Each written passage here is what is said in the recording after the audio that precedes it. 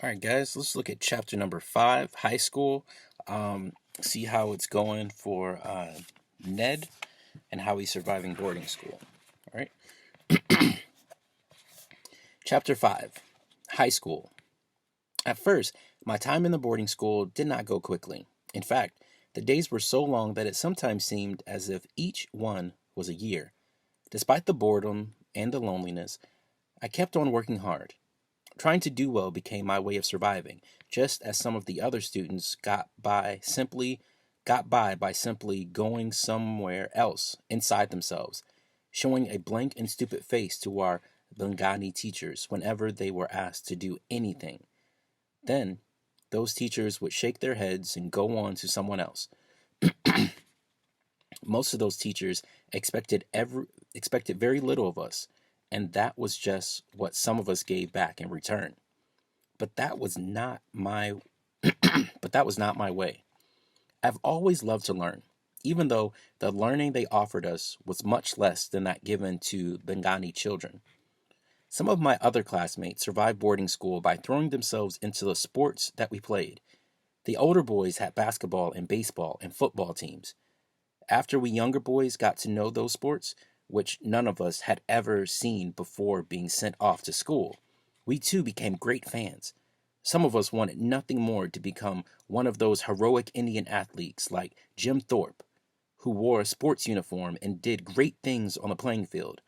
Whenever we played a game against other Indian schools, I was always among those cheering loudly for our side. But little I was when I came to school, and little I stayed. I grew some, but reluctantly. I'd never be more than a few inches above 5 feet. I was too small to play sports. I couldn't hope to become one of those athletes who recklessly threw their bodies against each other with as much energy as our warriors in the old days, but hurled themselves at our enemies. Even though my body would not grow tall, somehow I knew that there was no limit to the growth of my mind. I read and studied and wrote, and my teachers noticed. I still didn't speak up much in class. That would have been calling attention to myself or embarrassing to the other students who did not do so well in their studies. Instead, I just did well on my written work, passing tests with high grades and handing in assignments done in perfect English. Nettie, you are almost as bright as a little white child, the teachers would say, meaning to compliment me. You should speak up more in class. Some of them would even pat me on my head as if I were a little pet monkey that had just done well at obeying a command. Thank you, teacher, I would answer in a voice just loud enough to be heard. Someday, I said to myself, I will become a teacher, one who does not just teach, but also shows respect to all his Indian students and expects the best of everyone. I worked hard with that goal in mind because I took such interest in my studies and in that good goal of becoming a teacher. Time no longer crawled by like a snail trying to get to the top of a big stone. The hours and days, the weeks and months, and even the years grew legs and began to run like an antelope. Almost before I knew it, the day came when I graduated from the mission school. For many Navajo students, this was the end of formal education, but I had done so well that I was accepted into the high school program. It made me so happy. There were two good things about the high school program. The first and best was that instead of being a journey of many days, Navajo High School was only 20 miles away from my home. I would still be living in a small dormitory, but now I could be close enough to visit my parents often and the younger brothers and sisters who had been born during my years at boarding school. At the old school, I could only go home summers.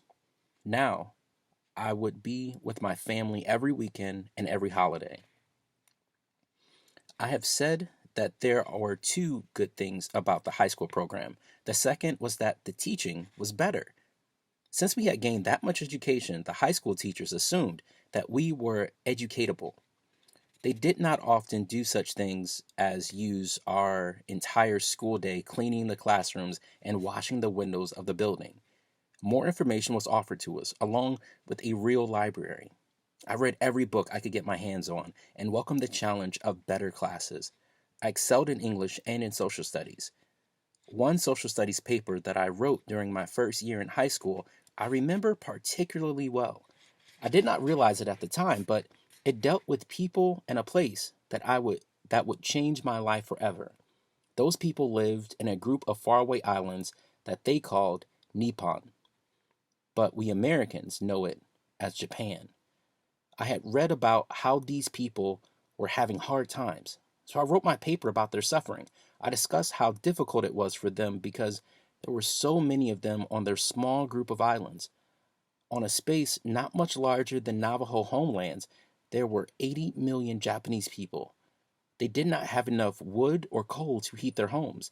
Terrible earthquakes had recently shaken their land. Many Japanese had been killed or injured, and their homes had been destroyed. They had no food and shelter and were in need of help.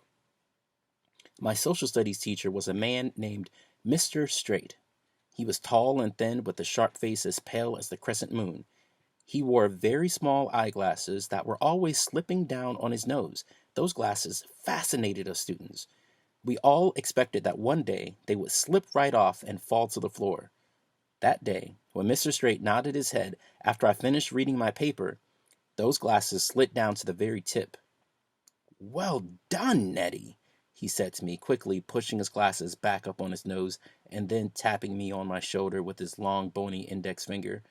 "I doubt that your average white student could have said it much better." Soon after that, we students at Navajo High School had our own food drive for the poor, hungry Japanese.